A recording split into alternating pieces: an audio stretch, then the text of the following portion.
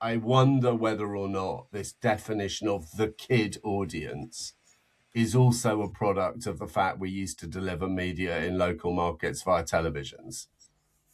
And I that think actually what you will find increasingly is that children, A, don't like being, and whether or not we think any of this is, I'm leaving aside of whether or not we think this is a good thing or a bad thing, or, how we feel about this emotionally.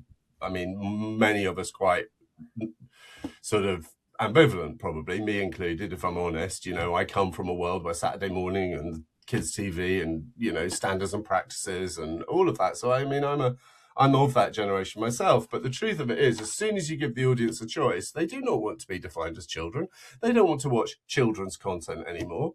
They find the whole thing really kind of patronizing and annoying, and their tastes are a lot more sophisticated than that a lot of the time. And I would also say that the audience live in a very complicated world. They live in a world where their parents are divorcing and people are getting ill, and there is poverty and there is climate change, and they've got, stuff going on. And I think often the world that we've given them in kids' television has simply failed to reflect or kind of meet their needs to kind of see their experience on screen. And, we all like a bit of escapism, and, we all love, good looking people, dancing around brightly painted high schools, I'm sure.